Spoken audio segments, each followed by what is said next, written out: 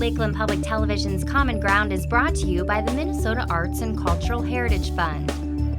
Production funding for Common Ground is made possible by the Minnesota Arts and Cultural Heritage Fund. Hi, and welcome to Common Ground. I'm your host, Ashley Hall. Common Ground captures the creative process of various artists living throughout our region. We delve into the veiled history of our area, plus we take you inside the cultural events that put the North in North Country. On this week's episode of Common Ground, meet Tom Kulju of Flint Knapper of Longville, who creates stone tools that are both functional and aesthetically beautiful. Also, we introduce you to Lucille Utecht of Lakeland, who has a growing passion for flowers.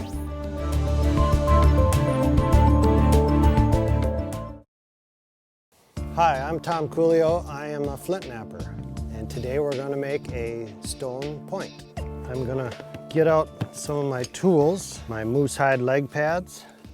These are called copper boppers. I use copper pipe caps filled with lead.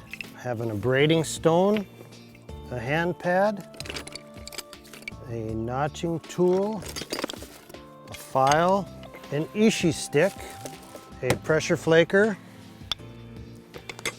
and tape. First of all, I'd like to talk about the ishi stick. This is spelled I-S-H-I. It's a very interesting story. Back in the early 1900s in California, they were on a mission to annihilate all the American Indians. And one day, an American Indian wandered out of the woods, just about starved to death, and the sheriff found him hiding in someone's barn, and his name, he told them his name was Ishi. And thanks to him, flint knapping is not a lost art. This stick was his most important tool. He had a long piece of antler sharpened to a point, and he would put a nail in it. And he basically reintroduced us to flint knapping. It is well worth looking up the history on it. We'll start out, here's a piece of Navaculite. This is called eagle feather Navaculite because it's black and white. This is heat treated material from Arkansas, and I'm going to try and make a nice little blade out of it. First of all, I'm going to take off all the sharp edges. This is called a spall. It's a chunk knocked off a much larger rock. I'm abrading the edges to take the sharpness off, make those edges strong enough that I can hit them. And I'm going to hit them with my copper bopper.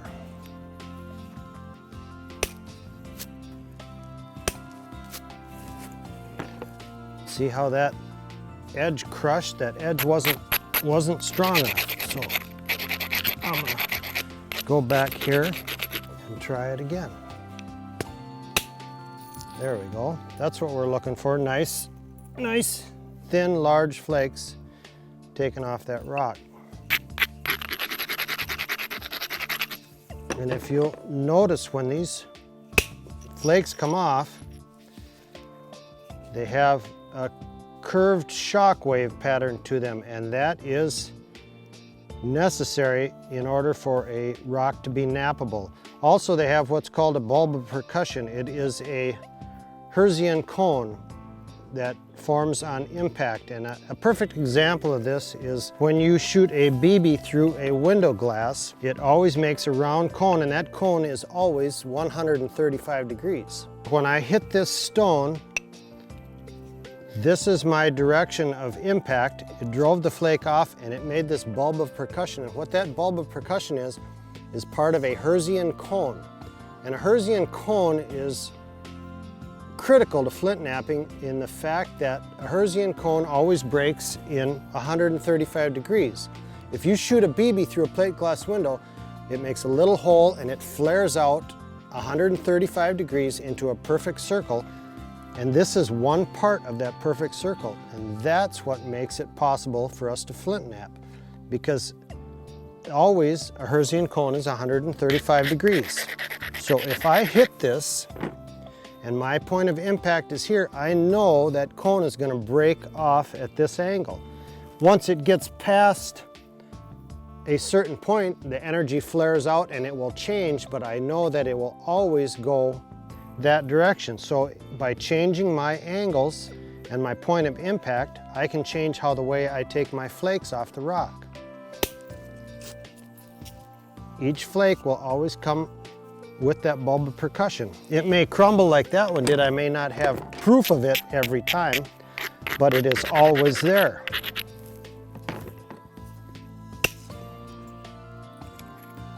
Bulb of percussion. Flint knapping is basically geometry at its oldest. 10,000 years ago, they were using angles to make arrowheads. Now I'm abrading to make this edge strong, because if I didn't abrade, I would hit that edge and it would be like hitting a tiny sliver of glass, and I would just crush it. So when I abrade it and round it off, I make it strong enough that it can carry the force of that blow into the material. And what I'm doing now is I am creating what is called a platform. Platform is where I strike the stone. And if I can create a convex platform all around this, I can basically do just about anything I want to this rock. One of the other rules of flint knapping is that you cannot knap into a concavity, into an inside curve. So right here is a concavity. If I hit this here, the flake will go this far and snap off, and will leave what I call a step fracture or a hinge. Now see, what I'm doing is I'm trying to have a nice lens shape to this rock when I'm all done. I want it to look like the center of a cat's eye. And then I take flakes off as I need to shape and form the rock. And then I take all these little micro fractures and bust them off the rock with my abrader to make that edge strong enough so I can hit it. And I support my rock, so I dampen the energy so I don't create more damage than I want. The number one rule is safety is you always wear eye protection. One of those tiny little flakes would go in your eye, and then you would be done flint knapping forever. You see how I supported that? I had my finger on the tip and I had my fingers along the side to dampen those shock waves so I don't snap this in half. I work on a tarp so I can collect all my flakes. This is called debitage. It's a French word for the flakes produced from manufacturing stone tools. And if I just go out and work in an area and I leave these flakes on the ground, 20 years from now they'll have a weathered patina on them. And if somebody were to stumble across that area, they would not be able to tell that I left them there. They might think that they were hundreds and hundreds of years old. They might think it was an ancient relic site.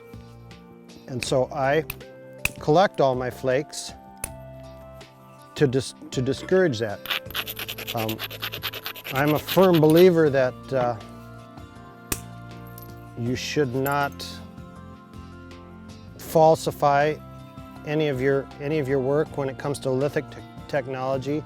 I make a lot of blades and arrowheads. I sign them all and I date them, so if somebody comes across them, they know that they're not old material, because a lot of people will get a modern arrowhead and they will patina it and then sell it as old, and that's not right. And I don't want to misrepresent the fact that this is a modern stone tool.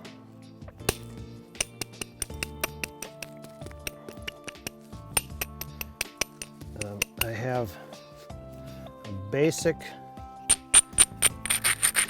basic shape on this side of the stone. I'll take a couple tiny flakes off here, and then we'll flip this over to the other side. See if we can't get more of that lens shape on this side. I use the moose hide on my leg so I don't do any damage to the veins in my leg from the pounding. This is not a real heavy tool, but it probably weighs a half a pound, and the constant pounding against your leg will cause permanent damage to the veins in your legs. So by using this pad, it's another safety aspect of flint knapping. It keeps me from doing vascular damage to my legs. See how nice those flakes come off of there? If you prepare your platform right, you just jump right off of there.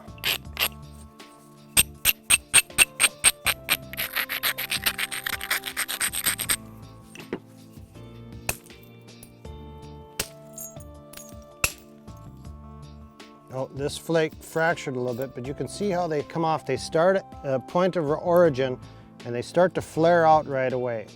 If you have a flat area, they will flare out really fast. If you have a ridge for that energy to follow, like I try and work ridges because ridges are stronger. If you have a ridge that they'll follow, that flake will follow down a ridge before it fans out, before the energy starts to dissipate. What I'm doing here now is just nibbling away a little bit to get a little better shape. So I have to start pretty soon thinking about the shape that I want this to be. Some of the different types of material have fracture characteristics that make them unbelievably sharp, like obsidian. Obsidian fractures down to the micron level, 2 to 3 microns, somewhere in there I believe.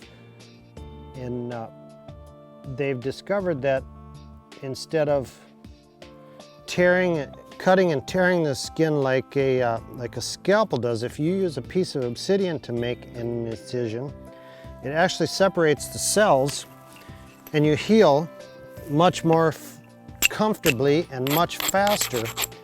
So they've used it for eye surgery, and they've used it for initial incisions for heart surgery patients.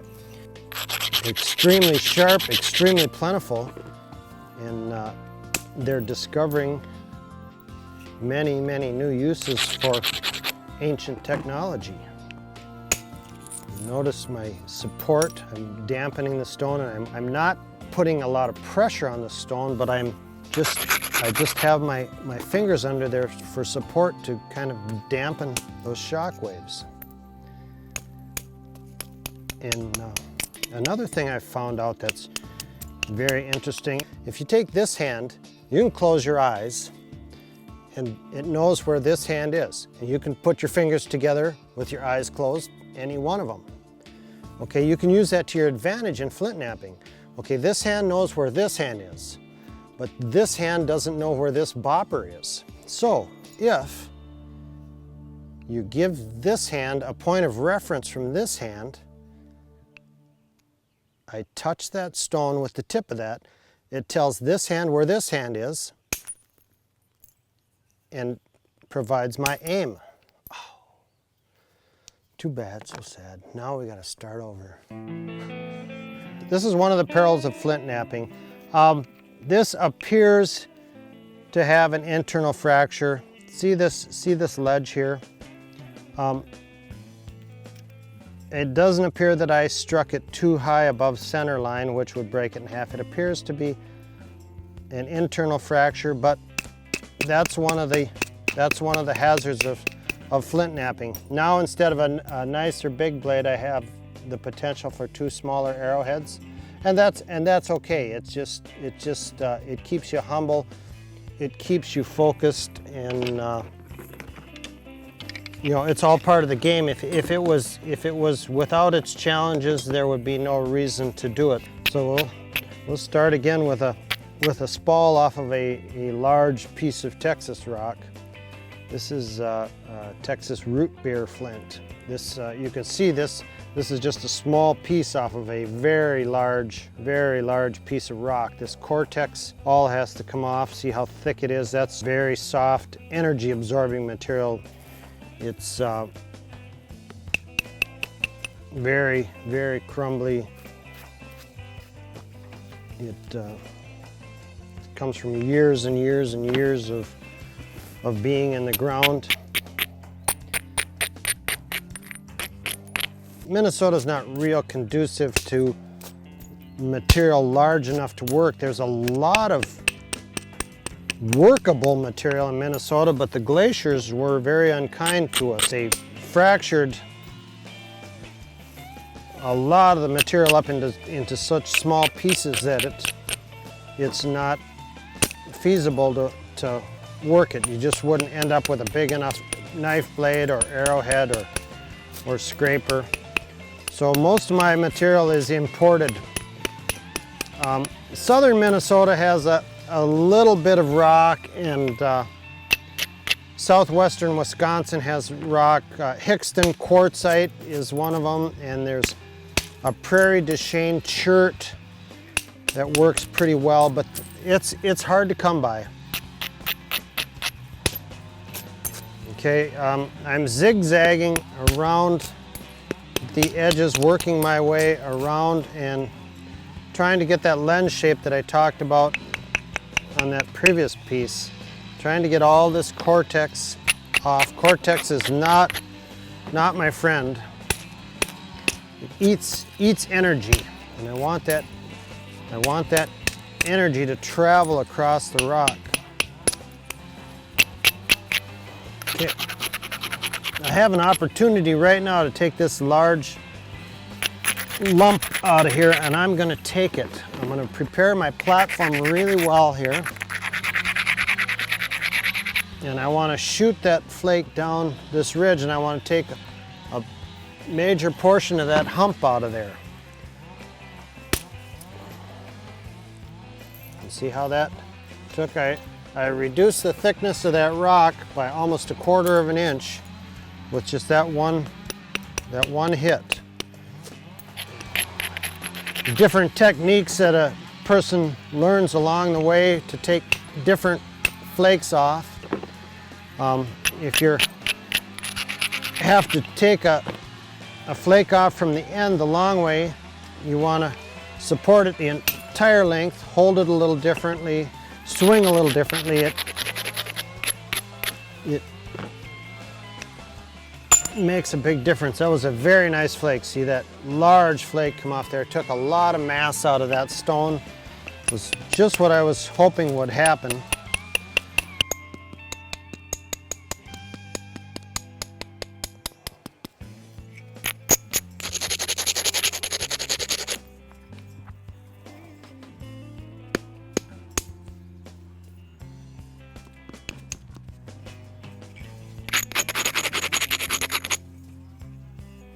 Straightening, smoothing out as we go.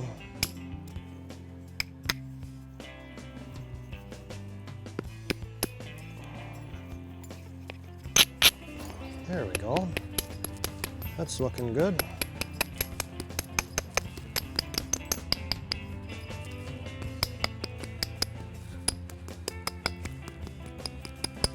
Okay, now we go on to the next stage, pressure flaking. I'm going to braid my edges really strong all the way around. And what I want to do with my pressure flaking is do a little straightening. Anything on this side of the center, I want to take off on this side. Anything on this side of the center, so I have a nice straight edge when I go down. So I start with my ishi stick, and I'm going to sharpen that. I'm just using copper wire inside my ishi stick, and you can use a antler tip or a stick with a piece of ivory embedded in it. And what I'm doing is I'm catching this edge with that copper, and I'm pushing in, loading up, and then I use my legs to create enough force to just snap flakes The flakes are coming off exactly like the large flakes. I don't know if you can zoom in on it, but there's a bulb of percussion on there, just like the big flake.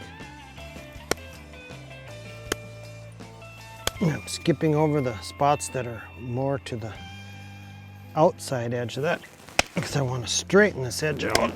I don't want to just go down the edge as such. Your best bet to learn is to go to a nap-in, and a nap-in is a gathering of arrowhead makers. And it's spelled Knap-IN. And they're all over the country every weekend. A braiding across here that tells me where the high points are. Here, here, here, here. And those are the ones I'm taking off right now. That'll help us straighten this edge out even more.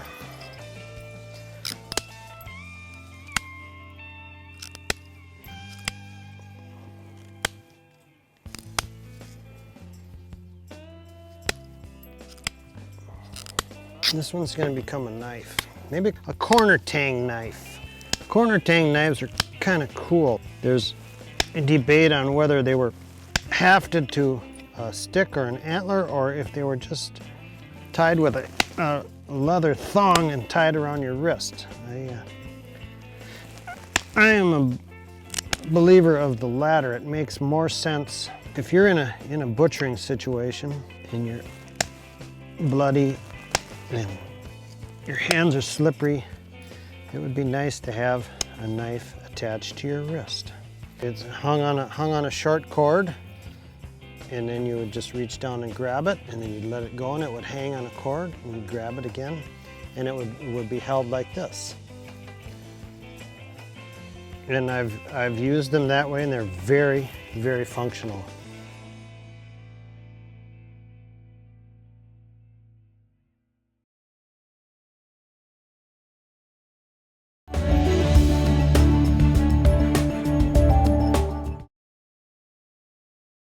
I've always had flowers. We were farmers, and I always had a flower garden, no matter where I was. And we moved around quite a bit, but flowers was my passion. So. Well, we moved here 16 years ago. I loved flowers, so we went planting flowers, and my husband didn't much care for them, but we planted them all, and every year we take pictures and try to do something different. And some years it didn't work out, but we just enjoy it. Each year we just added to it. And I had a stand here, and we just added begonias, and things would do good one year, and then the next year they wouldn't do any good there. And but we just enjoy it, of doing the begonias and petunias. We kind of stick with the same thing. And then this year I planted zinnias, and I love them because they're kind of an old-fashioned flower. We usually start in May, but because of the frost up here, it comes so early. And we plant all the pots, and we used to put them in trailers and then back them into the shed and take them out the next morning. Well, that got to be old hat. So then we just planted later. And so we just leave the pots out. Being outside, working in the dirt, working with your hands, and seeing something come up so beautiful. I love to garden. We have an underground watering system, so that waters most of the plants. And then my grandson got me a tank to go on the back of the golf cart, and so I'm trying to get used to that. That's a new situation. But I figure when I don't travel, I don't go to movies, I don't go out to eat a lot, I spend my money on flowers, and I love it. There's 90 planted flowers around there, and then I have, probably 20 other pots. My advice to a new gardener would be, start out with the simple flowers, like your petunias and zinnias, something that's easy to grow don't try to do things too difficult right away. And really all you need is work and keep the weeds out and enjoy them.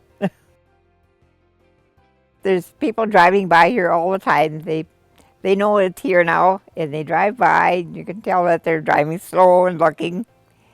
And people walking by, they all walk by and look. And so yes, so it's nice to have other people enjoy your work too. Do you get a lot of visitors? I mean, do they actually pull into the driveway and want to walk around? I wish they would, you know. I should put a sign out there and say, come on in, but most of them just drive by. But we have people walk by, like if I'm out watering, they'll stop and talk and visit with you then, which is fun. Thank you so much for joining us. We hope that you enjoyed the show, and we look forward to seeing you next week right here on Common Ground. If you have a segment idea for Common Ground, please contact us at legacy@lptv.org or call us at 218-333-3022.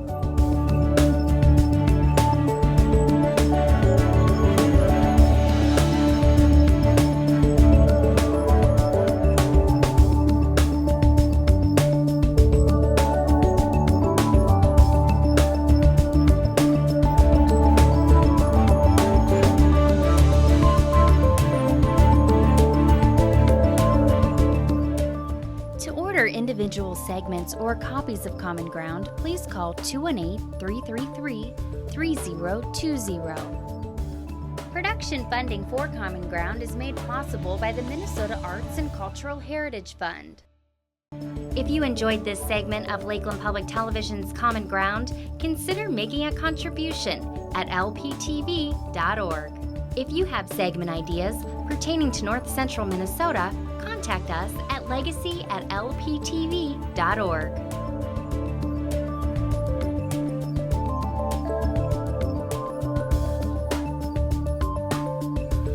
Common Ground is funded by the Minnesota Arts and Cultural Heritage Fund by the vote of the people on November 4th, 2008.